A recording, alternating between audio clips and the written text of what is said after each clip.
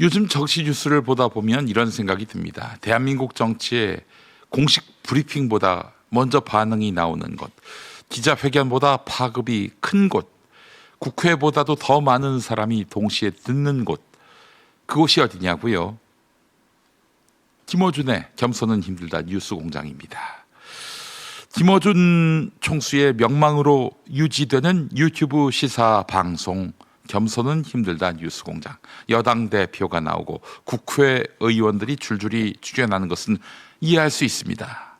구독자 수, 동시 접속자 수, 최종 조회수. 정치인 입장에서는 이보다 효율이 좋은 확성기가 없습니다. 메시지는 널리 퍼지고 지지층은 결집하고 후원금도 채워지고 정치적 위상도 커집니다. 정치인에게는 좋은 일입니다. 이곳에 나가려고 줄대는 사람도 있습니다. 김어준 총수에게도 좋은 일입니다. 그런데 문제는 여기서부터입니다. 국회의원까지는 그렇다 쳐도 국무총리가 나오고 대통령 비서실장이 나오고 여당 대표가 취임 인사처럼 등장하는 것, 이것이 과연 자연스러운 풍경일까요? 김어준 총수는 중립적인 인물이 아닙니다. 본인이 처음부터 그렇게 표방했지요.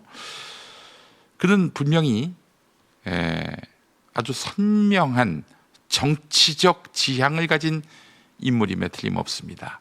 문재인의 정치적 재기, 이른바 문 어게인을 이야기하고 있고 조국 혁신당을 키우는 데 앞장섰으며 조국씨를 차기 대권 주자로 밀고 있다는 짐작까지 사고 있습니다. 이 정도면 성향이 있다가 아니라 정치 행위자에 가깝습니다.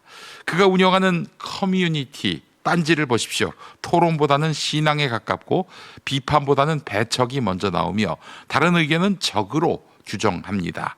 그런데 질문을 하나 던져보겠습니다. 그런 인물에게 국무총리, 대통령 비서실장까지 나가서 공식성과 권위를 실어주는 것이 과연 맞는가? 우리는 정치인의 말 한마디를 수십 개의 유튜브와 SNS, 포털 뉴스로 접하는 시대에 살고 있습니다.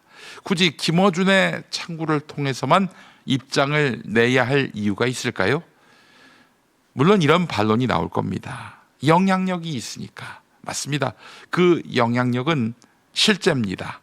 계엄 당시 민주당 대표였던 이재명 대통령이 김어준 총수에게 연락해서 도움을 구했다는 이야기는 이미 유명한 일화입니다. 이재명 대통령 스스로도 말했습니다. 그만한 영향력이 있기 때문이라고요. 그 순간 그 상황에서는 충분히 이해할 수 있습니다. 내란 상황이었으니까요.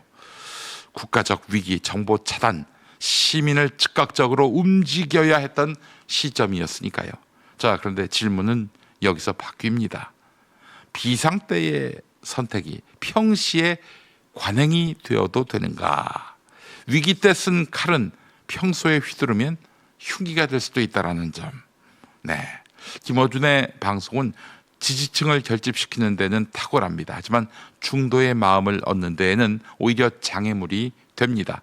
정치는 결국 숫자의 게임이고 대선은 항상 중도에서 결정이 됩니다. 그런데 여당의 핵심 인사들이 한쪽 진영의 성지에만 반복적으로 출연한다면 중도층은 이렇게 느낄 것입니다. 저 사람들은 우리에게 말 걸 생각이 없구나. 어떤 이는 또 이렇게 말할 것입니다. 김용민이가 질투해서 저러는 것이다. 8월에 김어준 총수의 신도들은 그렇게 말할 것입니다. 좋습니다. 질투라고 하지요. 자, 그렇다면 저는 이렇게 말하겠습니다. 여기도 나오지 마십시오. 물론 부르지도 않겠지만 굳이 힘 실어줄 필요가 전혀 없습니다.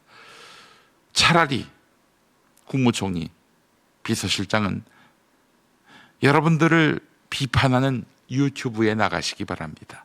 불편한 질문을 던지는 방송에 나가십시오. 적대적인 진행자 앞에서 설명하고 설득하고 버텨보십시오. 그게 정치입니다. 그게 민주주의입니다. 그게 국민 통합입니다. 정치는 우리 편을 안심시키는 일이 아니라 우리 편이 아닌 사람을 설득하는 일입니다. 김어준 총수의 영향력이 문제인 게 아닙니다. 그 영향력에 국가 권력이, 정치 권력이 너무 쉽게 기대는 것이 문제입니다. 정치는 종교가 아닙니다. 언론은 성지가 아닙니다. 그리고 민주주의는 어떤 개인에게 밤의 대통령이라는 별명이 붙는 순간 이미 병들기 시작합니다. 조선일보의 예를 우리는 보지 않았습니까? 지금이라도 돌아봐야 합니다. 편한 길 말고 어려운 길로 가야 할 때입니다. 정치는 결국 국민에게 설명하는 일일 테니까요.